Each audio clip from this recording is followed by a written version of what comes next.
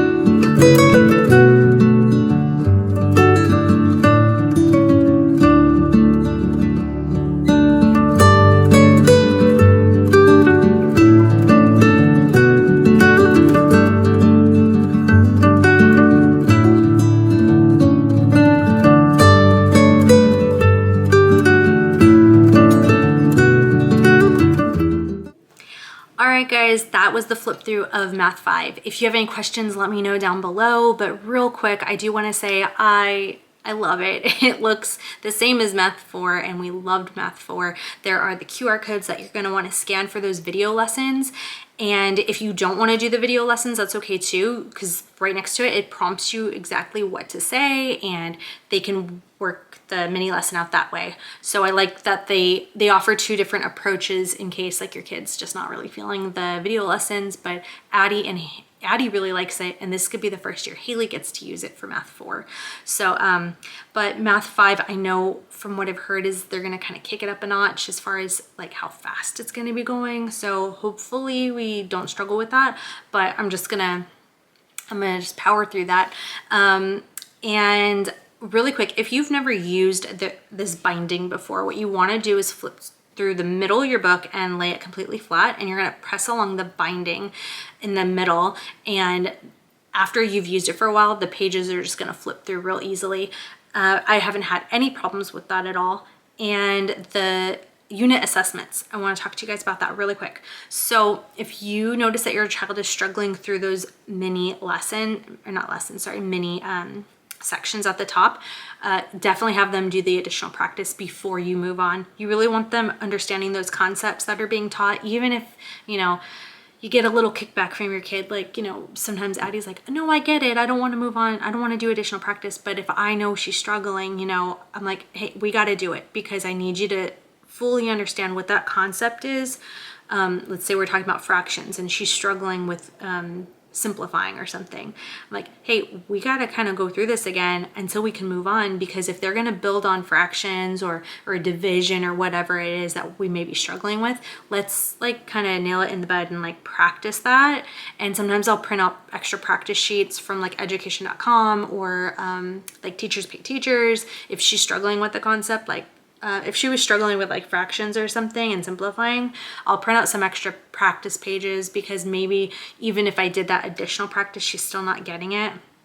You know, it's just something to think about. You want your kids to understand the concepts that are being taught before they move on. Now, one thing is, I won't like, it wouldn't be something that I would kind of burn in and like, okay, we got to practice it. Because it is this spiral approach, which I enjoy. So they'll introduce a concept and then they reintroduce it again. What I'm saying is, if I'm having her do extra practice, that might be like, for example, if she's doing something that has been taught a few times and I still kind of notice she's struggling with it, right? Then I'm going to be like, okay, let's do some extra practice sheets with this and see why we're not getting it, or see how we can like get the concept a little bit better. And that's kind of what I mean. But as far as how the spiral approach is, I love it. They'll introduce something, several lessons later, they'll reintroduce it, and they do that through the whole thing. And I just think it's such a great way for kids to learn something. The mastery approach has not worked for me.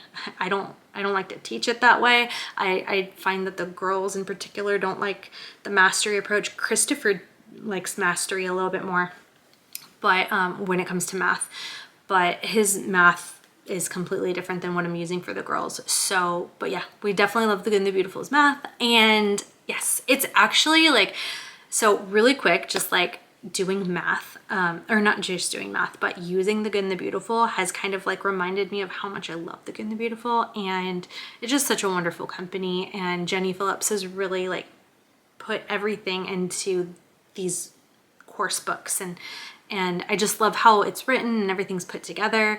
And so we've actually gotten some of their readers this year, which I'm super excited about, because we started with the Good and the Beautiful when they were really little. And now kind of like getting their readers and stuff and having them kind of go through some other things with the Good and the Beautiful, which I'm probably gonna talk about in another video. I don't know, it just kind of sparks that like, that nostalgic thing for me, because that's what we started off using when they were really little. And so I don't know, it's nice to kind of go back to your roots. And I know that like after you've used tons of different curriculum that's out there, right, and you can be like, oh, what about this or what about that, it's kind of nice to kind of just take this like to go back to what you used to use and be like, you know, this was working just fine. I don't know like why we switched stuff. And so I don't know, a little nostalgic, but I am enjoying their math and their readers. And yeah, we love the Good and the Beautiful. So if you have any questions down below about it, let me know. I did try to flip through slowly with it if I could. I'm used to going through my videos or my flip throughs rather fast. And I feel like for me, when I go to watch a video and I'm like, dang, why is she going so fast through the flip through? Like you can't even see it. So I hopefully like this video was a little bit slower when I'm flipping through so you can see it. But yeah, that's pretty much it, guys. So thank you so much for watching. And if you have not commented before, let me know what you're using for math this year, and leave this video a like and subscribe down below. And thank you again for watching and supporting my channel. I'll see you guys in my next one. Bye.